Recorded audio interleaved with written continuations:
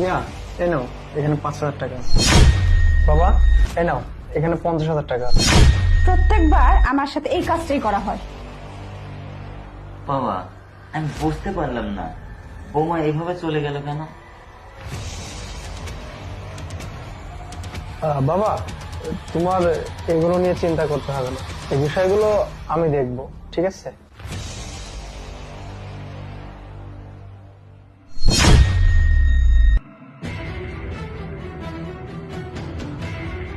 আচ্ছা প্রিয়া, তুমি এভাবে চলে আসলে কেন? আর বাবা কি মনে করবে বলো তো? আমি কেন এরকম করতেছি তুমি কি সত্যি কোনো কিছু বুঝতে পারো না? প্রত্যেক মাসে তুমি একই ঘটনা ঘটাও।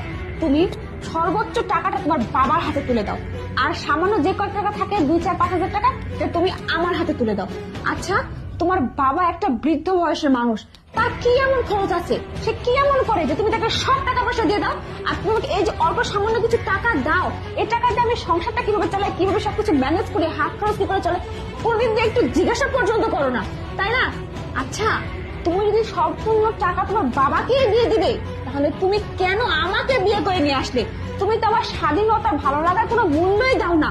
তাহলে তুমি তোমার বাবাকে নিয়ে থাকতে আমাকে নিয়ে এসে অপমান করার কি দরকার ছিল বলো? আর সব সময় তুমি তোমার বাবাকে বেশি প্রাধান্য দাও, বেশি প্রায়োরিটি দাও। কেন এসব হবে? আমি সহ্য করবো না এসব, বুঝতে পারছো? সবসময় তুমি এক চোখে তেল বেচো, এক চোখে নুন বেচো, এরকম হবে না। আমি সংসার চালাই, আমি বুঝি এই সংসারে কোথায় কি করতে হয় না করতে হয়। আর তুমি আমার কাছে টাকা পয়সা না দিয়ে তোমার বাবার কাছে সম্পূর্ণ টাকা পয়সা দিয়ে দাও। আর এখন জিজ্ঞাসা করতেছি আমি রাগ কেন করছি, কেন ভাবে চলে আসছি? ও আচ্ছা, তাহলে এই ব্যাপার। প্রিয়া, আমাদের বাড়ির তো মালিক আমার বাবা, তাই না? তোমার বাবা কিন্তু সংসারে কাজ করতে গেলে অনেক টাকা পয়সার প্রয়োজন হয়। দেখা যায় যে কিছু মাসে 20,000 30,000 টাকা প্রয়োজন থাকে। সেই ক্ষেত্রে আমি কিন্তু বাবাকে টাকা দিতে পারি না। বাবা কিন্তু এই টাকাটা অন্য কোথাও থেকে ম্যানেজ করে সংসারটা ঠিক মতো চালিয়ে যায়, যার কারণে আমি বাবাকে এই টাকাগুলো দিই। আর তোমার প্রতি মাসে যে 4-5 হাজার টাকা হাত খরচ লাগে, সেই জন্য তোমাকে আমি 5,000 টাকা করে দিই, আর বাকি টাকাগুলো বাবাকে দিই যেন সংসারটা সুন্দর মতো চালাতে পারে।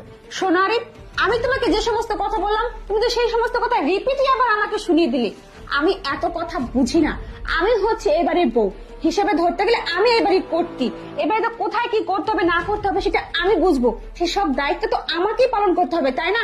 তাছাড়া দেখো, তোমার বাবা একজন বৃদ্ধ মানুষ, সে 2 দিন পর নাও থাকতে পারে দুনিয়াতে, আজকে আছে সে কালকে নেই।